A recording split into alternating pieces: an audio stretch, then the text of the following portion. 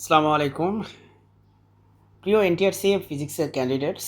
আজকে আমরা আলোচনা করব কোয়ান্টাম মেকানিক্সের কিছু নিউমেরিক্যাল প্রবলেম নিয়ে। এর আগেও আমরা দুইটা নিউমেরিক্যাল প্রবলেমের ভিডিও করেছিলাম কোয়ান্টাম মেকানিক্সের উপর। এটি আমাদের এনটিআরসি পেইড কোর্সের ফ্রি ক্লাসের অন্তর্গত।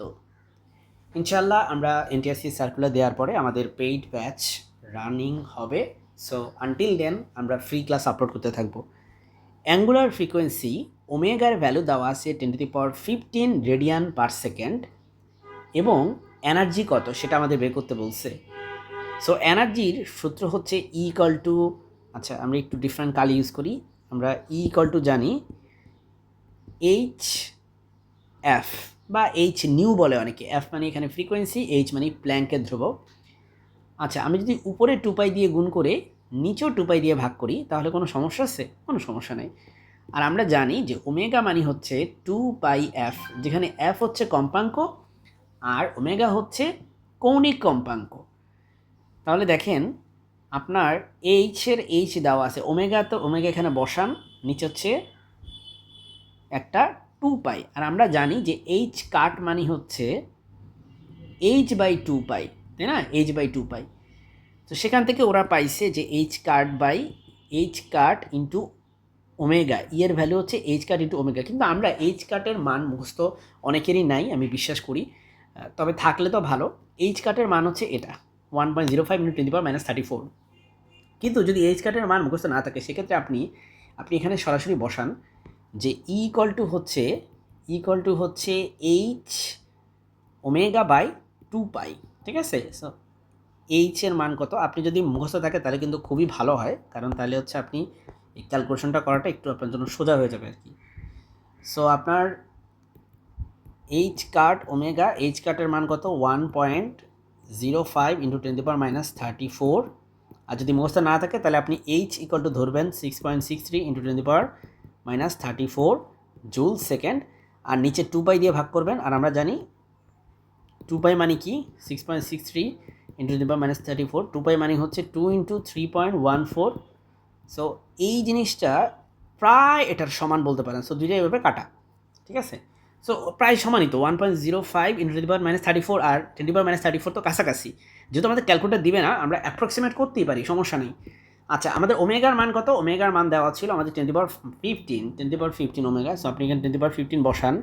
এবার আপনি যদি ক্যালকুলেশন করেন তাহলে এটা হবে 1.05 ইন্টু 10⁻, দেখেন -34 + 15, যদি হিসাব করেন তাহলে আসবে হচ্ছে মাইনাস, এখানে হবে যে 9 আর হাতে থাকে 1 এখানে বসলে -19, হ্যাঁ, -19 এত জুল। 1.05 × 10⁻19 জুল। সো এই যে 1.05 × 10⁻19 জুল। সো আশা করি বুঝতে পারতেছেন এটার অ্যান্সার আমরা কীভাবে বের করেছি। এবার আমরা নেক্সট কোয়েশ্চেনে চলে যাই। তার আগে আমি একটু বলে দিই যে আপনাদের এই যে পেইড কোর্সটা, আমাদের সেই পেইড কোর্সটা যদি বিস্তারিত আপনি জানতে চান, আমাদের চ্যানেলের ডিসক্রিপশন বক্সে দেওয়া আছে, আমার নাম্বার দেওয়া আছে এবং সেখানে বিস্তারিত মোটামুটি বলে দেওয়া আছে। তারপরেও কোনো যদি আরও বিস্তারিত জানতে আপনার ইচ্ছে করে তাহলে 01851012433 এই নাম্বারে আমার সাথে যোগাযোগ করতে পারেন, আমার হোয়াটসঅ্যাপ নাম্বারে। এরপরে আমাদেরকে বলছে যে হারমোনিক অসিলেটর, বা বাংলা এটাকে বলা হয় ছন্দিত স্পন্দক।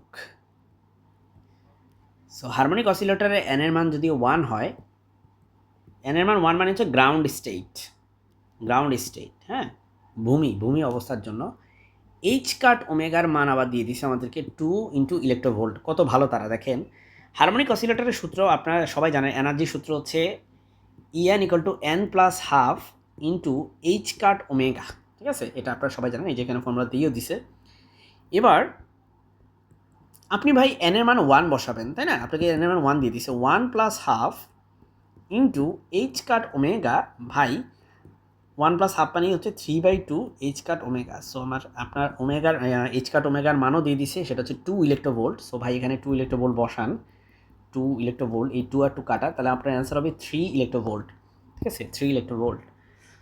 সো এরকম নিউমেরিক্যাল প্রবলেম অবশ্যই আসতে পারে। সো আমি সিদ্ধান্ত নিয়েছি এই জন্য আমাদের ফিজিক্সের যতগুলো মেজর ব্রাঞ্চ আছে প্রত্যেকটা ব্রাঞ্চের আমরা হচ্ছে ইনশাল্লাহ নিউমেরিক্যাল প্রবলেমও করবো। আমরা শুধু কনসেপচুয়াল প্রবলেম করবো না, আমরা নিউমেরিক্যাল প্রবলেমও সমাধান করব, যেন আমরা পরীক্ষা শেষে সেগুলো করতে পারি। এরপর আমাদেরকে বলতেছি ইলেকট্রনের মোমেন্টাম দেওয়া আছে P = এত এবং ল্যামডা কত। দেখেন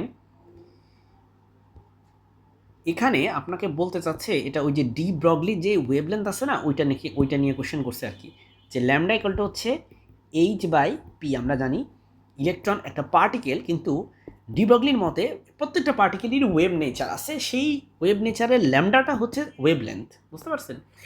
সো এখন আমরা যদি হিসেব করি, আমাদের এইচ এর মান হচ্ছে 6.63 ইন্টু 10⁻34 জুল সেকেন্ড, এটা সবারই মুখস্থ থাকার কথা। পি এর মান হচ্ছে এই যে 10⁻24। দেখেন এগুলো সব এসআই এককে দেওয়া আছে, সো কোনো টেনশন নেওয়ার দরকার নেই একক নিয়ে। এখন দেখেন ভাই 6.63 ইন্টু দেখেন 10⁻34 আছে উপরে, আর নিচে আছে -24, এটা উপরে গেলে হবে +24। সো আপনার অ্যান্সার হবে 6.63 ইন্টু 10⁻20 -10, তাই না? কারণ -34 থেকে +24 করলে -10 আছে। উত্তর হচ্ছে এখানে অপশনে ভুল দেওয়া আছে, এই উত্তরটা, এটা হবে না, উত্তর হবে হচ্ছে ক। ঠিক আছে, এই যেমন এখানে আমি পরে কারেক্ট করে লিখে দিছি, উত্তর হচ্ছে ক হবে। এরপরের প্রশ্ন হচ্ছে কম্পটন এফেক্ট নিয়ে। দেখেন আপনাকে বলতেছে যে কম্পটন শিফট যদি থিটা ইকুয়াল টু 90 ডিগ্রি হয়, আপনারা জানেন যে কম্পটনের যে সূত্র এই যেখানে দেওয়া আছে, আমি একটু লিখে দিচ্ছি, সেটা হচ্ছে del lambda equal to lambda C into 1 - cos theta. যদি সূত্রটা আপনার মনে না থাকে, আমি সেজন্য একটু এটা ব্যাখ্যা করে দিই। হ্যাঁ, আপনার অনেকের হয়তো মনে নাও থাকতে পারে পুরোপুরি, সো ব্যাখ্যা করাটা উচিত। এখানে একটা হাই এনার্জি, লেটস এখানে একটা ইলেকট্রন বসে আছে, চুপচাপ বসে আছে, একটা খুব হাই এনার্জির সো যেটা বললাম, একটা খুবই হাই এনার্জির ফোটন আসতেছে এইভাবে, ফোটনটা এভাবে আসছে, খুবই হাই এনার্জির ফোটন। আচ্ছা আমি একটু আবার আঁকি, লেটসে এটা খুবই হাই এনার্জি, সো ফ্রিকোয়েন্সি অনেক বেশি, ঠিক আছে? একটা ফোটন আসতেছে, সো এটা হচ্ছে একটা photon, so photon let's give it the name, photon আসতেছে। অ্যান্ড দেন ফোটনটা বাড়ি খেয়ে এনার্জি কমে গেছে, সো এটাও ফোটন, তবে এটা হচ্ছে ইনসিডেন্ট ফোটন, আর এটা হচ্ছে কি, এটা হচ্ছে ডিফ্লেক্টেড ফোটন, মানে বাড়ি খেয়ে চলে গেছে, তো তাই বিক্ষিপ্ত ফোটন। আর আপনার ইলেকট্রন বাড়ি খেয়ে এদিকে চলে গেছে ইলেকট্রন। অরিজিনালি যে লাইন বরাবর আসতেছে, সেই লাইন বরাবর যদি আপনি একটা এরকম করে সরলরেখা টানেন, তাহলে আপনার বিক্ষিপ্ত ফোটনের সাথে যে কোণ, বিক্ষিপ্ত ফোটনটা আপনার লাইন অফ অ্যাকশন থেকে থিটা কোণে বেঁকে গেছে। তাহলে এই থিটার পরিচয় তো নিশ্চয়ই এবার পাইছেন, রাইট?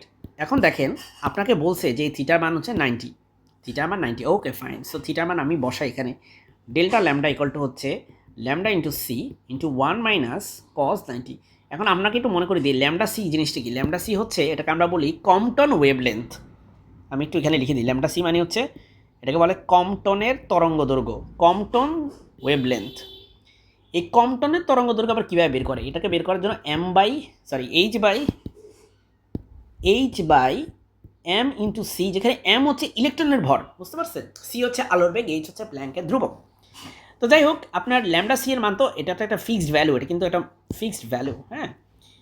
সো এই যে ল্যামডা সি, এটা হবে cos 90 মানে হচ্ছে 0, সো 1 - 0 মানে 1, সো উত্তর হচ্ছে ল্যামডা সি। তার মধ্যে ডেল ল্যামডার ভ্যালু আসছে, ডেল ল্যামডাই কিন্তু কম্পটন শিফট, ভ্যালু আসছে ল্যামডা সি, উত্তর ক হবে। আমি আপনাদেরকে বলি ডেল ল্যামডা বলতে বোঝায় এই বিক্ষিপ্ত ফোটনের যে তরঙ্গ দৈর্ঘ্য, সেটা যদি ল্যামডা প্রাইম হয়, আর ইনসিডেন্ট ফোটনের তরঙ্গ দৈর্ঘ্য যদি ল্যামডা হয়, সো ডেল ল্যামডা মানে হচ্ছে ল্যামডা প্রাইম মাইনাস ল্যামডা। আজকে ভিডিওটা এই পর্যন্তই থাকলো, আমাদের পরবর্তী ভিডিওতে আমরা আরও নিউমেরিক্যাল প্রবলেম নিয়ে আলোচনা করব। আসসালামু আলাইকুম।